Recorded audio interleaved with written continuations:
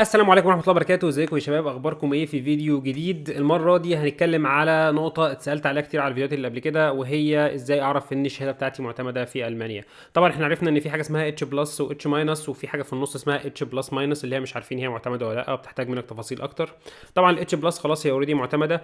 الاتش ماينس هي اوريدي مش معتمدة، محتاج ان انت تعمل معادلة او تشوف جامعة معتمدة في بلدك تقدر انت تقدم من خلالها، او انك تشوف برنامج في المانيا له علاقة بالاوس بيلدونج، ودي هنتكلم عليه في فيديوهات تانية.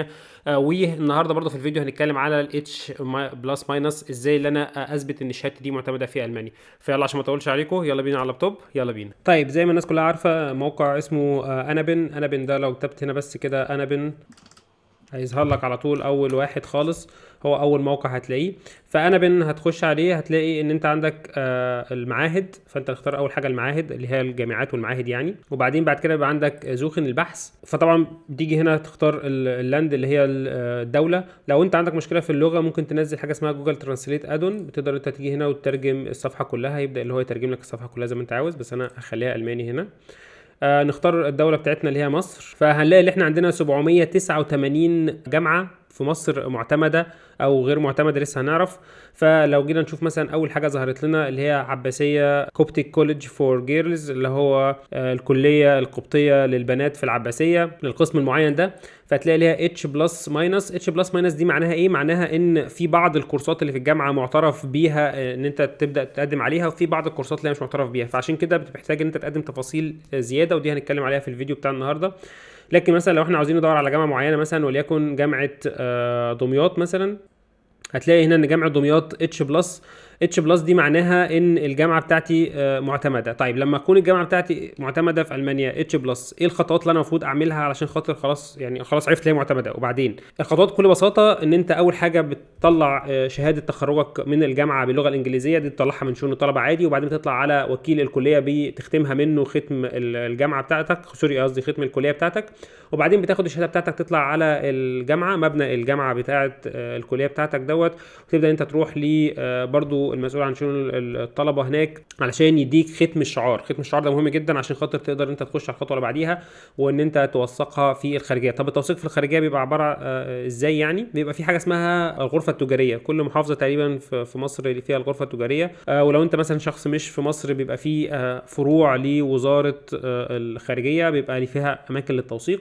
بتاخد الاوراق بتاعتك بعد ما وثقتها في الكليه بتاعتك والجامعه، بتاخدها تطلع بيها على الغرفه التجاريه او المكان اللي بتوثقها فيه دوت. في مصر بتدفع حاليا 110، ما اعرفش بقى بعد كده في المستقبل ممكن الموضوع يزيد يوصل لحد فين.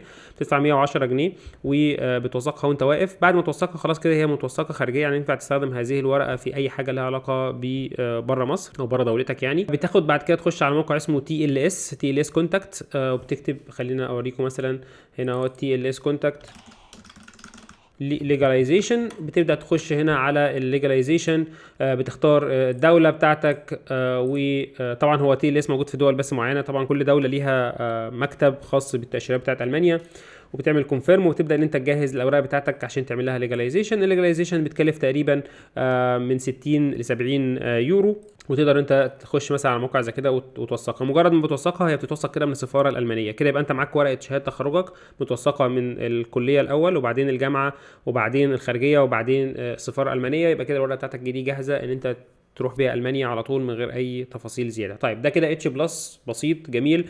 بالمناسبه اغلب الجامعات في مصر هي اتش بلس، الجامعات الحكوميه بالذات هي اتش بلس، بعض الجامعات الخاصه بس هي اللي بتبقى ايه مختلفه يعني. طيب لو فرضنا ان انا الكيس بتاعتي زي ما عملنا كده من شويه، ان احنا جينا بحثنا مثلا لنا في الجامعه بتاعه العباسيه، او مثلا اكاديميه الفنون في الجيزه مثلا، الاكاديميه الفنون دي اتش بلس ماينس. طيب اتش بلس ماينس، طب انا دلوقتي خلاص عرفت ان الجامعه بتاعتي اتش بلس ماينس، اعمل ايه دلوقتي يعني؟ خلاص ماليش فرصه ان انا اسافر المانيا؟ لا طبعا ليك فرصه. طيب قبل ما نخش على النقطه دي، محتاج الاول انك تعرف الاول الجامعه بتاعتك دي هتقبل الاوراق اللي انت هتقدمها ولا لا. فالاوراق اللي بتقدمها دي عن طريق هنا في زي تشيك كده، هسيب لكم برده اللينك بتاعه في الديسكربشن. تقدر انت تخش هنا تختار الدوله بتاعتك، خلينا احنا المثال بتاعنا دايما مصر، خلينا مصر.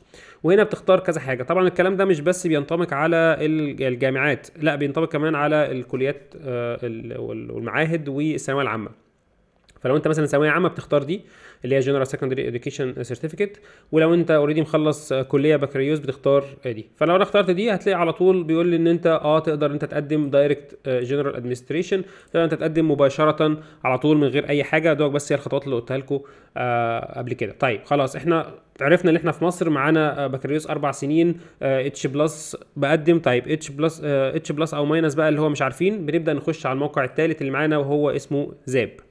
موقع زاب بيخليك تعرف هل انت الاول جاهز ان انت تقدم تحصل على الجامعه بتاعتك تكون معتمده في المانيا ولا لا، عن طريق حاجه اسمها بري تشيك. البري تشيك دوت للستيتمنت اوف كومبارابيلتي، معناها المعادله. يعني دي هي بقى المعادله اللي احنا بنسمعها دايما، يقول لك ايه هنعمل معادله للشهاده، معادله للشهاده، هي دي المعادله بتاعتنا. فاحنا بنعمل حاجه الاول، حاجه اسمها بنعمل بري تشيك.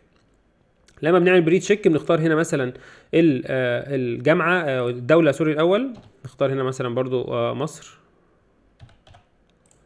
وبنختار المؤهل الدراسي. طيب انا في المؤهل الدراسي اللي انا قلت خلصت بكالوريوس بتاعي ومحتاج ان انا ادور على ماجستير. البكالوريوس بتاعي اقدر ان انا اقول ان انا دلوقتي خلاص ان اقدر ان انا اخش اعمل ستيتمنت اوف كومباتيبيليتي عن طريق ان انا بعمل بروفايد للاوراق دي. طب تعالى نبص على الاوراق دي مع بعض. اول حاجه اليونيفرسيتي دبلومه ان اوريجينال لانجويج، يعني انت لو الشهاده بتاع التخرج بتاعتك في العربي تبعتها زي ما هي بالعربي، مفيش مشكله خالص.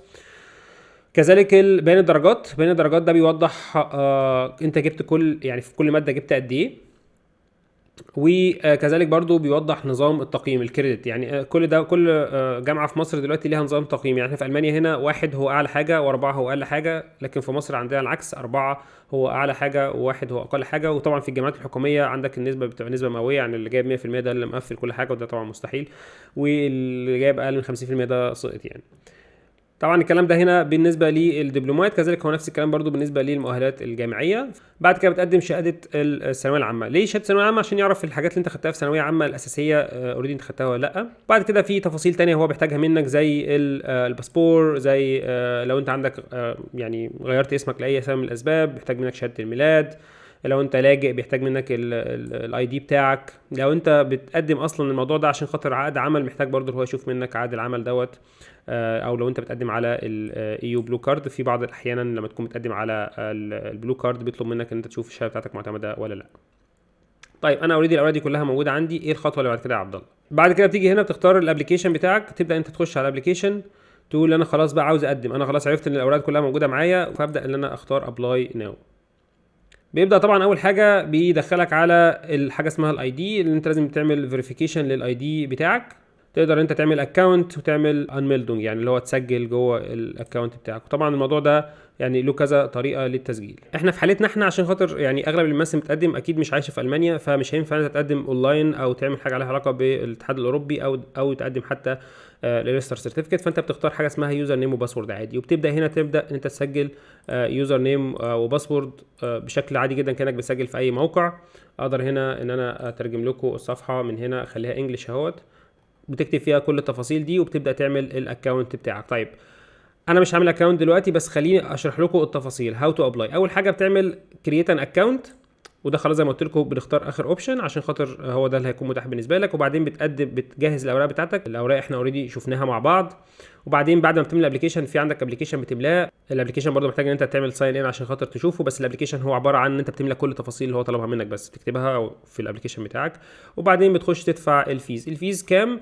الفيز تقريبا لو احنا طلعنا فوق هنا نختار فيز، هتلاقي ان الفيز لاول ورقه هي 208 يورو. طيب بعد ما انا قدمت ايه المفروض يحصل؟ المفروض بيحصل الاتي، ان انت بتقدم كل الاوراق بتاعتك وبيستنوا منك انك بتبعت الفلوس، واول ما تبعت الفلوس بياخدوا 3 شهور يعملوا بروسيس للفايل. طبعا هو الموضوع ممل جدا اللي هو بياخد 3 شهور عشان خاطر يديك الاجابه، بس هو 3 شهور ده هو الماكسيموم، يعني ممكن تبقى قبل 3 شهور. وبعدين بتحتاج بعد كده بيقول لك لو هم محتاجين تفاصيل تانية، لو هم محتاجين اي تفاصيل تانية بيبعتوا لك على طول في الاكونت بتاعك يعرفوا التفاصيل، وتقدر انت من الاكونت بتاعك تخش كل شويه تشوف الستيتس بتاعت الموضوع ده. طبعا مجرد ما يخلصوا التشيك اب بتاعهم هيبعت لك حاجه اسمها ستيتمنت، اللي هو بقى المعادله بتاعتك، هيقول لك اللي هي خلاص خلصت وتقدر انت تنزلها. ولما تنزلها بتبقى هي بمثابه الورقه اللي انت طلعتها لو انت اتش بلس اللي هي اوريدي موثقه وكل حاجه، فده مش محتاج ان انت حتى تروح السفاره الالمانيه او تاخد معاك تي ال اس او اي الكلام ده كله. هي اوريدي خلاص، هي الورقه دي بتكون كافيه ليك، وتقدر انت بعد كده تقدم بيها